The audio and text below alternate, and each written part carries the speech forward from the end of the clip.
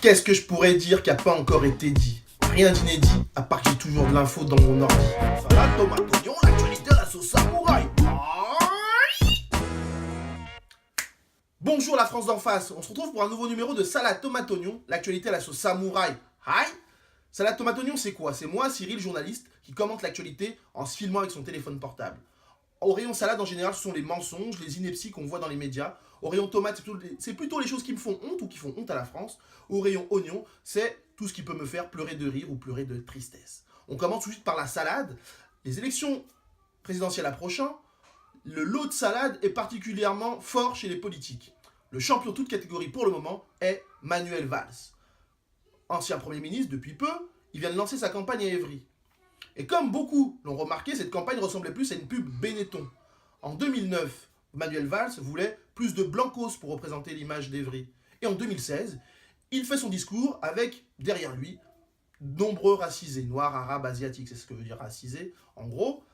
Et donc là, je vous avouerai ma surprise. C'est pas très compréhensible. Dans ce discours, il dit aussi tout son amour qu'il a pour les musulmans et pour les réfugiés. Le mec a été ministre pendant 4 ans. On a vu à quel point il pouvait les aimer. Alors j'espère que les gens ne seront pas dupes et qu'ils ne voteront pas pour lui. En tout cas, ils font comme ils veulent. Mais en tout cas, pour moi, les choses sont claires parce que j'ai déjà spoilé, je vais vous spoiler la fin. Il finira certainement comme un certain Nicolas S. En tout cas, si les gens sont un peu lucides. Autre Premier ministre ou ancien Premier ministre candidat, c'est François Fillon. Alors François Fillon aussi nous a sorti son lot de salade. La salade, lui, pendant sa campagne, c'était de dire que la colonisation était un partage de culture. Un partage de culture à quel niveau? Sérieusement, François, faut arrêter un peu les conneries. Un partage de culture, humiliation, soumission, torture, pillage. C'est ça que tu appelles un partage de culture? La France a colonisé les pays musulmans pendant des années. Et pourtant, aujourd'hui, elle a encore peur de l'islam. Donc à quel moment on a partagé la culture?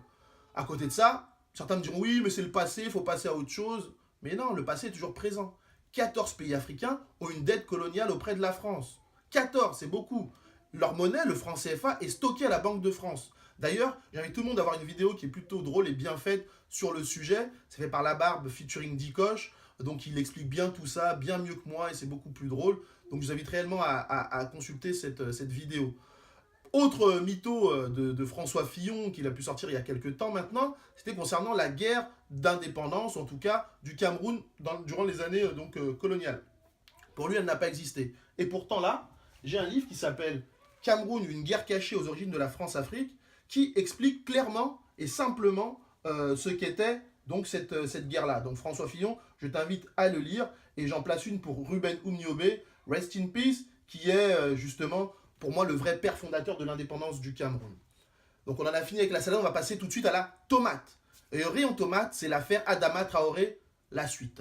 On dirait que c'est une série de mauvais goût du coup pour le coup, car on n'est pas dans une fiction, on est dans la réalité. La réalité d'un acharnement contre une famille qui pleure l'un des siens. Je rappelle, Adama Traoré s'est fait tuer par des gendarmes dans une gendarmerie. Il a subi le poids donc de 3 gendarmes sur lui. Aujourd'hui, 2 de ses frères se retrouvent donc en prison, en détention, en attendant un jugement pour le 14 décembre.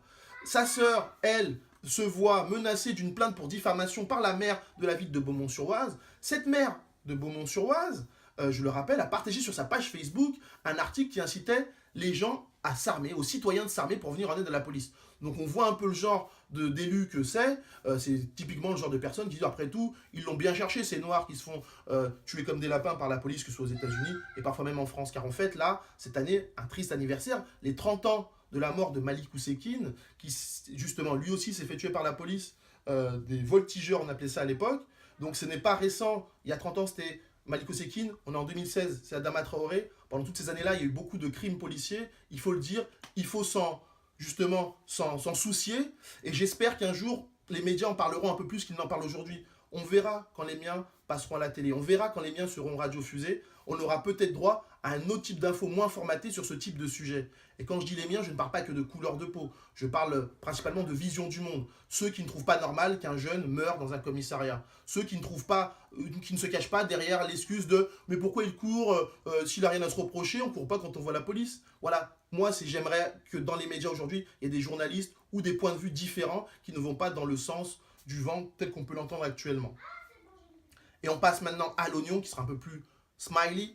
L'oignon de la semaine, c'est concernant le cinéma et le film Le Gang des Antillais. Quand j'ai su qu'il sortait au cinéma, j'avoue que j'ai un peu pleuré, car réalisateur noir, producteur noir, acteur noir, histoire noire, ou plutôt même histoire française, car le film aurait pu s'appeler Une histoire française. C'est l'histoire d'un jeune Antillais qui arrive en France suite au Bumidum. Le Bumidum avait été mis en place dans les années 70 pour permettre à la France d'avoir plus de main-d'œuvre, donc on allait la chercher aux Antilles pour qu'ils viennent travailler en France. Pour certains, c'était plus compliqué, et donc le film raconte l'histoire vraie d'un jeune Antillais arrivé en France qui a eu des difficultés à s'insérer dans ce pays et qui, ayant les poches trouées, s'est associé avec d'autres Antillais pour commettre des braquages dans différents bureaux de poste de la capitale.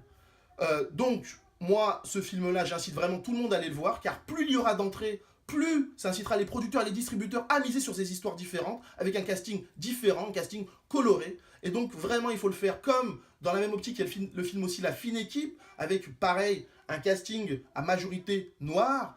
Et ça, c'est bien de voir des nouvelles têtes, notamment la charismatique Annabelle Langrone, qui, elle, vient justement d'être nommée au César pour son rôle dans ce film-là. Donc, c'est un film que je n'ai pas encore vu, lui, mais qui vaut le coup d'œil.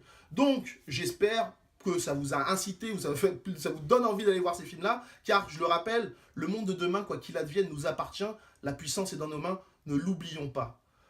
C'était ça la tomate oignon numéro 3. C'était ce que c'était. Je vous incite sérieusement à faire ce que vous faites quand vous aimez une vidéo, la partager, la liker, en parler à vos amis, à qui vous voulez. Mais en tout cas, je vous dis à bientôt. Peace!